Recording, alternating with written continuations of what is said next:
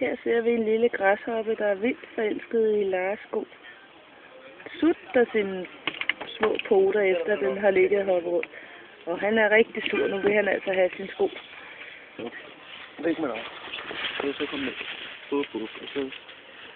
Ja, kom så. Sådan der.